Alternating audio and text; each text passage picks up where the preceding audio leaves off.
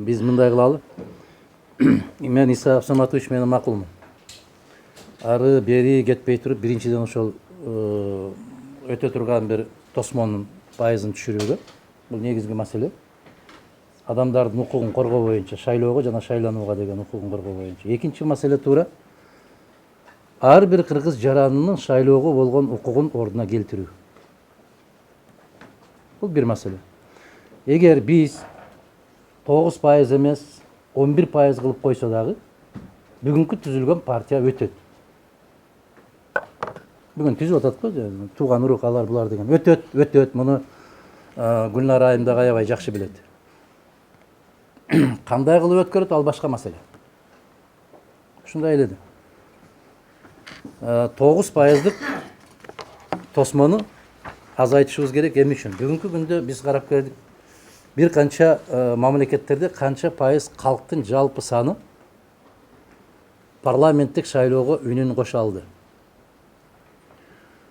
Соңку, мына азыркы 5 партия отурган парламентте жалпы калктын санын, шайлоочулардын санын алып келгенде болгону 39% ушунча болуп. Ушундай? Демек 61% Кыргызстандын жараны сыртка ыргытылган. Сенин добошуңдун кажети жок деген. Сыртта иштеп жүргөндөрдү мен айтпайын, аларды ансыз деле киргизген жок. Кыргызстандын ичинде жүргөн азаматтардын 61%-нын добушу эске алынган эмес. Мындайча айтканда, кыргыз коомчулугунун 3/1 гана бөлүгү бүгүнкү парламентте өзүнүн өкүлдөрүн шайлады. 3/2 бөлүгү шайлаган жок. Анан биз парламент туруктуу болуш үчүн биз ушуну түшүрүшүбүз керек дегенде, экинчи маселени ушуну коюшубуз керек. Ар бир кыргыз жараны шайлоого укугу бар. Алайда жашап аткан жигиттин же аксакалдын, бир кемпир чалдын тизмеси кеминден чыкпаш керек. Ысык көл районундагы жашап аткан азаматтардын тизмеси кадам жайдан чыкпаш керек. Буга ким жооп берет? Себеп президент ант ичип атат.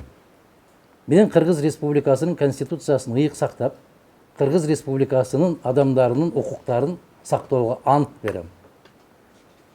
Анын укугу шайлоого жана шайланууга. Ант ичтиңби? Сакта. Болбосо ант ичпе.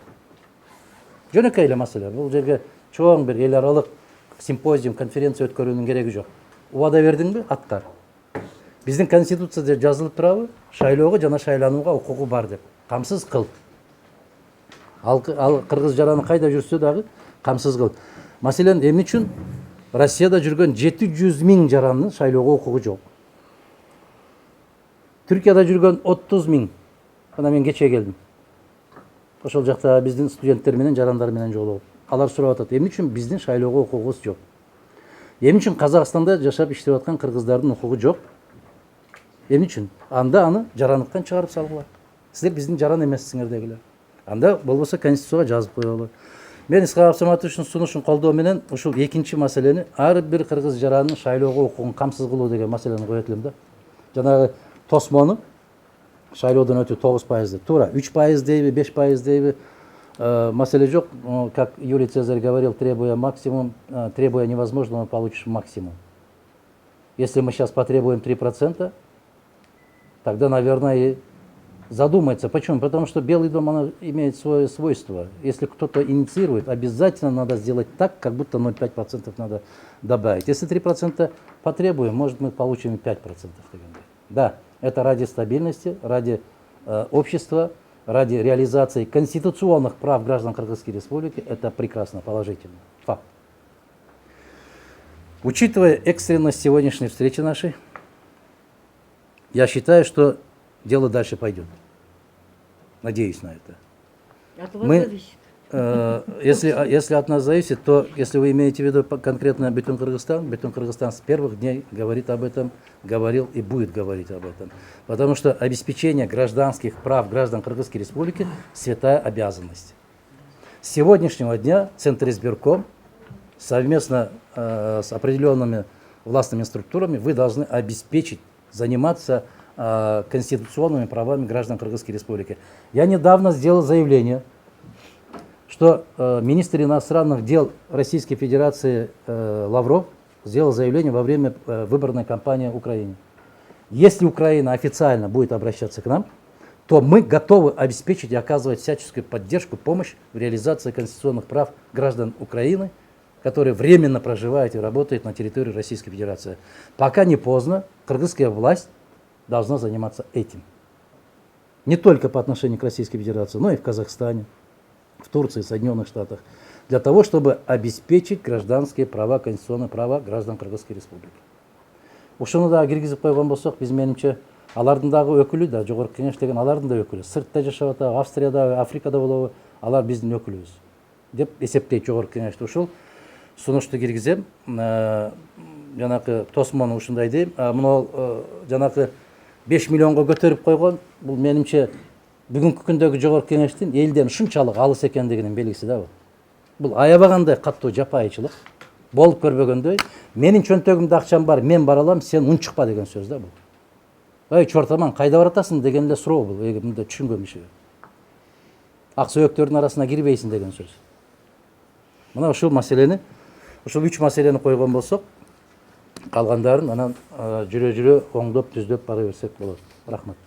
А по поводу преференциального голосования сиздин? Муну алып өтүш кыйын азыр.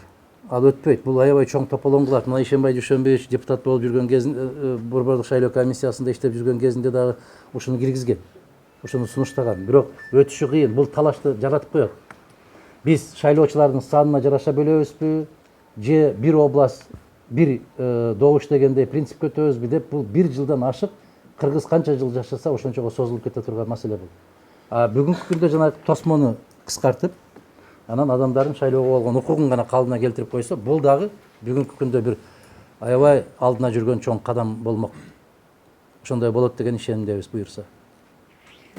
Я просто в качестве ремарки скажу, пользуясь, так сказать, своим положением модератора, потому что как раз-таки со стороны особенно молодых партий, внепарламентских партий и гражданских активистов говорится о необходимости внедрения преференциального голосования. Тоже делают очень большой упор, равно как и на снижение... Я не против. Я просто на кыргызском языке говорил, я не против. Дело в том, что это будет вызывать большие спорные какие-то там вопросы, она будет затягиваться. А вы же говорите, требуете невозможного и получишь максимум. Я выразил свое мнение. Если вы хотите добавить это... Нет, я просто Нет хотела проблем. уточниться. Да, Нет пожалуйста.